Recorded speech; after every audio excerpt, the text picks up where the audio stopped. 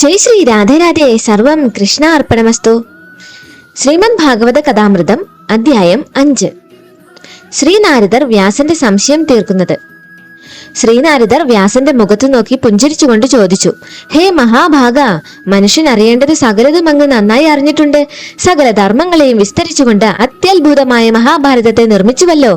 അതൊന്നുകൊണ്ട് തന്നെ അങ്ങ് കൃതകൃത്യനാകേണ്ടതാണ്. പക്ഷെ അങ്ങ് ദുഃഖിതനെ പോലെ കാണപ്പെടുന്നുവല്ലോ. കാരണമെന്ത്?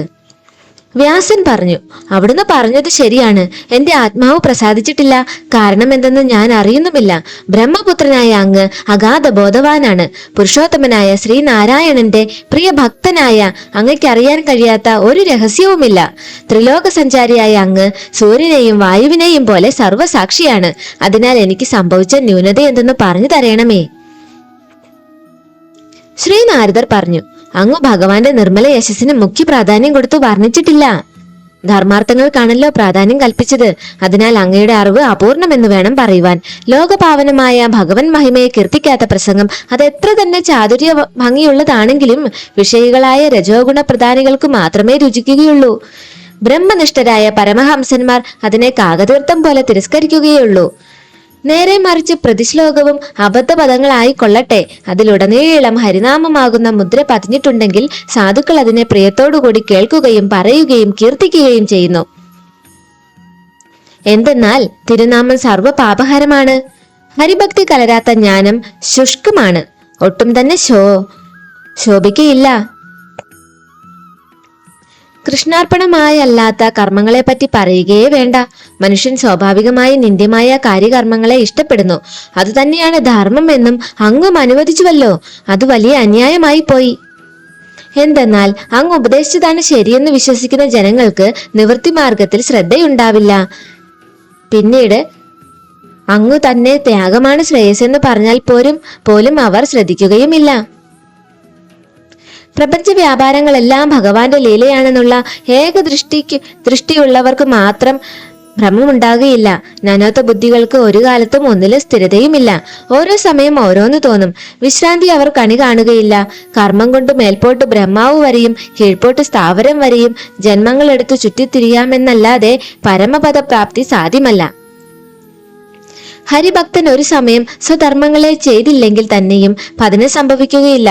അവൻ ഈ ജന്മത്തിൽ പ്രാപ്യസ്ഥാനം എത്താതെ മരിച്ചു പോയാലും തുടർന്നുള്ള ജന്മങ്ങളിൽ പൂർവ്വവാസനാ ബലത്താൽ ഭജനം തുടർന്നുകൊണ്ടുപോകും. ഒടുവിൽ സംസാരമുക്തി കൈവരും നിശ്ചയം. അതിനാൽ അങ്ങ് സകല ജീവികളുടെയും ബന്ധമുക്തിയെ ലക്ഷ്യമാക്കിക്കൊണ്ട് ഉരുക്രമന്റെ സുന്ദരലീലകളെ വഴിപോലെ വർണ്ണിക്കണം. ഈ ലോകം ഭഗവാൻ തന്നെ, എന്നാൽ ഭഗവാൻ ഇതിൽ നിന്നും വേറിട്ടവനാകുന്നു. ഈ ലോകം ഭഗവാന്റെ അധിഷ്ഠാനത്തിൽ സത്യം എന്ന പോലെ കാണപ്പെടുന്നു. ഭഗവാൻ ലോകമില്ലെങ്കിലും സ്വയം സത്യമായി വിളങ്ങുന്നു. ഈ പരമരഹസ്യം അങ്ങയ്ക്കറിയാം. അങ്ങ് ഈശ്വരാവതാരമാകിയാൽ ഒരാചാര്യന്റെ ആവശ്യമില്ല.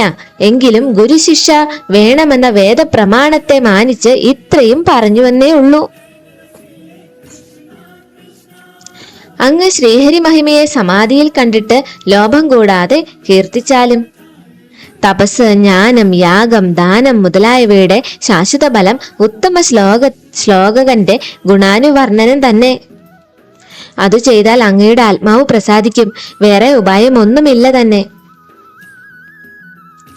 ഹരി കഥാശ്രവണ കീർത്തനാദികൾ മാത്രം കൊണ്ട് പരമശ്രേയസ് കൈവരുമെന്നതിന് ഞാൻ തന്നെയാണ് ഉദാഹരണം. ഞാൻ കഴിഞ്ഞ കൽപ്പത്തിൽ ഒരു ദാസീപുത്രനായി ജനിച്ചു. എന്റെ ബാല്യത്തിൽ ഒരു സംഘം യോഗികൾ ചാതുർമാസ്യം കഴിച്ചുകൂട്ടാൻ എന്റെ ഗ്രാമത്തിൽ എഴുന്നള്ളി. അവരെ ശുശ്രൂഷിക്കുവാൻ എനിക്ക് ഭാഗ്യമുണ്ടായി. ബാല്യചാബല്യങ്ങളൊന്നുമില്ലാതിരുന്ന എന്റെ ഭക്തി ശുശ്രൂഷാദികൾ കണ്ട് അവർക്ക് എന്നിൽ ദയ തോന്നി. അവരുടെ ആഹാരത്തിന്റെ ഉച്ഛിഷ്ടം എനിക്ക് തന്നു. ഞാൻ അത് പതിവായി ഒരു നേരം കഴിച്ചു. അതിന്റെ വൈഭവത്താൽ എന്റെ ചിത്തം ശീഘ്രം പരിശുദ്ധമായി. അവർ ചെയ്തു വന്ന ഹരിഭജനത്തിൽ എനിക്കും രുചി ജനിച്ചു. ഞാനും അവരോട് ചേർന്ന് കീർത്തിച്ചു. ക്രമേണ എന്റെ ബുദ്ധി നിശ്ചലമായി. അതോടൊപ്പം ഞാൻ ആത്മാവാണ്, ശരീരമല്ല. ശരീരത്തിന്റെ വികാരങ്ങൾ എനിക്ക് ബാധകമല്ല എന്ന ബോധമുണ്ടായി. രജസ്തമസ്സുകൾ നശിച്ച് ശുദ്ധ സാത്വികീ ഭക്തി ഉദിച്ചു. ചാതുർമാസ്യം കഴിഞ്ഞു. ആ മഹാത്മാക്കൾ പുറപ്പെട്ടപ്പോൾ എനിക്ക് സങ്കടമായി. എന്റെ ശ്രദ്ധയും ഭക്തിയും വിനയവും കണ്ട് ആ കൃപാലുക്കൾ എനിക്ക് അതിഗുഹ്യമായ ഭാഗവത ധർമ്മത്തെ ഉപദേശിച്ചു.